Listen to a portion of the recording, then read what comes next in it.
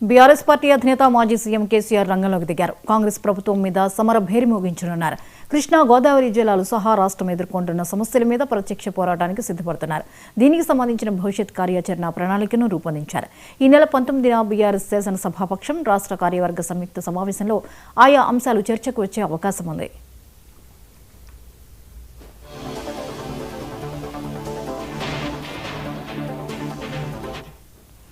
19న మధ్యాహ్నం 2 గంటలకు తెలంగాణ భవన్లో కేసీఆర్ అధ్యక్షతన బీఆర్ఎస్ ఎల్పీ సమావేశం జరుగుతుంది. కృష్ణా గోదావరి జలాల విషయంలో బీఆర్ఎస్ ప్రభుత్వం చేపట్టిన నీటిపారుదల ప్రాజెక్టులను కాంగ్రెస్ సర్కార్ విస్మరించిందని, ఫలితంగా రాష్ట్రం మరోసారి ఎడారిగా మారుతుందనేది బీఆర్ఎస్ వాదన. ప్రభుత్వం చూపిస్తున్న ఈ నిర్లక్ష్య వైఖరి మీద బీఆర్ఎస్ చర్చించబోతోంది. గోదావరి కృష్ణా జలాలను ఏపీ కొల్లగొడుతున్నా దాన్ని అడ్డుకునే విషయంలో రేవంత్ ప్రభుత్వం ఘోరంగా విఫలమైందని, ఇటువంటి సందర్భంలో తెలంగాణ ప్రజల రైతాంగం సాగునీటి హక్కులను కాపాడుకోవడానికి మరో ప్రజా ఉద్యమం తప్పదని భావిస్తోంది. ఈ అంశంపై మరిన్ని అప్డేట్స్ ని స్పెషల్ కరెస్పాండెంట్ తేజ అందిస్తారు. తేజ, చెప్పండి, చాలా రోజుల గ్యాప్ తర్వాత బీఆర్ఎస్ అధినేత ప్రత్యక్షంగా రంగంలోకి దిగబోతున్నారు, వివరాలేంటి? జ్యోతి, బీఆర్ఎస్ అధినేత కేసీఆర్ ఒక సుదీర్ఘ విరామం తర్వాత అయితే ఆయన తెలంగాణ భవన్ కు రాబోతున్నారు. ఈ నెల 18వ తేదీన తెలంగాణ భవన్ కు వస్తున్నారు అన్నట్లుగానే చెప్పాలి. ఎందుకంటే అదే రోజు ఈ నెల 19వ తేదీన బీఆర్ఎస్ ఎల్పీతో పాటు మరియు పార్టీ కార్యవర్గ సంయుక్త సమావేశం ఇటు పార్టీ కేంద్ర కార్యాలయం అయినటువంటి తెలంగాణ భవన్ లో జరగబోతుంది. మధ్యాహ్నం 2 గంటలకు ప్రారంభం కాబోతుంది.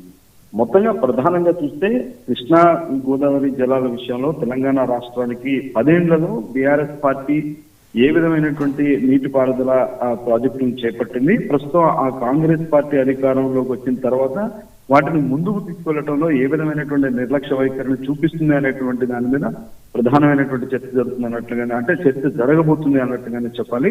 ఇంకా దాంతోపాటు ఆంధ్రప్రదేశ్ రాష్ట్రం కృష్ణా గోదావరి జలాలను ఏ విధంగా కొల్లగొడుతుంది అనేటువంటి అంశాలతో పాటు, అంటే కాంగ్రెస్ రాష్ట్ర ప్రభుత్వం ఘోరంగా ఏ విధంగా విఫలమైంది, అందులో పాలమూరు, రంగారెడ్డి, నల్గొండ జిల్లాలకు ఏ విధంగా అన్యాయం జరుగుతుంది, సాగునీటి విషయంలో కానీ తాగునీటి విషయంలో కానీ ఏ విధంగా అన్యాయం జరుగుతుంది, ఈ ఎత్తిపోతల ప్రాజెక్టు పాలమూరు రంగారెడ్డి ఎత్తిపోతల ప్రాజెక్టు గత బీఆర్ఎస్ ప్రభుత్వం 91 టీఎంసీలు కేటాయిస్తే కాంగ్రెస్ ప్రభుత్వం మాత్రం ఇప్పుడు కేవలం 45 టీఎంసీలకే మోకరిల్లటం, రాష్ట్ర నీటిపారుదల శాఖ మంత్రిగా ఉన్న ఉత్తమ్ కుమార్ రెడ్డి కేవలం 45 టీఎంసీలకే అంగీకరిస్తూ కేంద్రం వద్ద అంటే అట్లా మోకరిల్లేటువంటి పరిస్థితులు ఎందుకు వచ్చాయనేటువంటి స్థాయిలో వీటన్నిటిపైన కూడా ఆయన చర్చించబోతున్నారు. ఇంకా ప్రత్యేకించి బీజేపీ పార్టీకి సంబంధించి 8 మంది ఎంపీలు ఉన్నప్పటికీ కూడా కనీసం ఈ సాగునీటి విషయంలో కానీ ఈ తెలంగాణ రాష్ట్రానికి జరుగుతున్నటువంటి జలాల విషయంలో అన్యాయం జరుగుతున్నటువంటి పరిస్థితులు కానీ, లేదంటే కావేరీ జలాల నదుల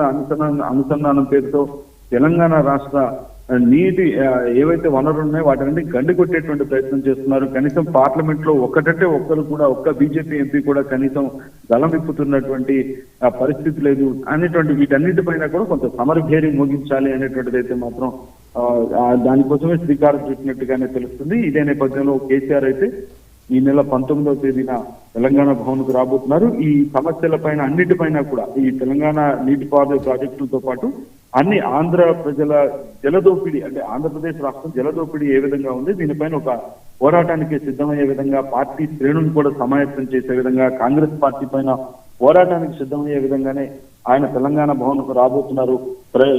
పార్టీ శ్రేణులకు ఒక కీలకమైనటువంటి దిశానిర్దేశం చేయబోతున్నారు అన్నట్లుగానే మనం చెప్పాలి. Right, thank you Teja.